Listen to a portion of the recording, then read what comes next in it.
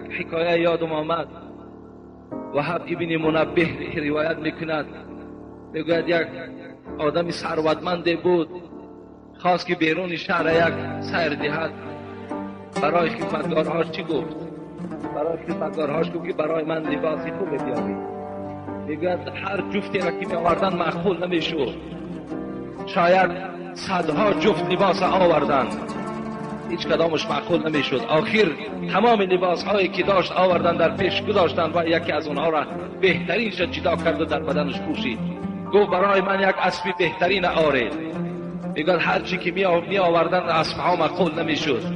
و آخر حضرت در پیشش همون گله اسب آوردن، خود از بین اسب ها میگه بهترینش جدا کرد و سوار شد. میگه در راه وقتی شهر که سیر میکرد، مثل گویم که بعد همون متکبرانه که امروز صاحب همون ماشین های خیلی بدبایمه و کلانه هستن که دیگر نظرشان به مردم نمیرسد، در بالای اسب زیبا سوار و به اطراف نگاه نمی کند، فقط پیش نگاه کرده و به سوی آسمان.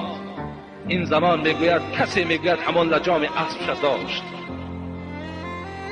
وقتی نگاه میکند یک آدم فقیر، یک لباس های کندگی.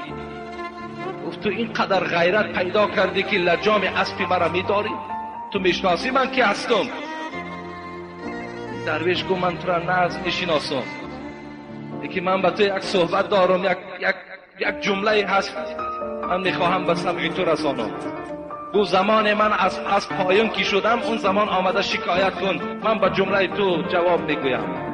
گفت میخواهم الحال در نزد گوشت گویم. دید که بسیار این درویشم سختگیر است، میگوید گوش پایان کرد. گفت ای مالدار، گفت من عزرائیلم. وقتی مالدار میگوید شنید عزرائیلم، یکی یک بار چهرش متغیر شد، یکی حالتش خیلی ناخوب شد.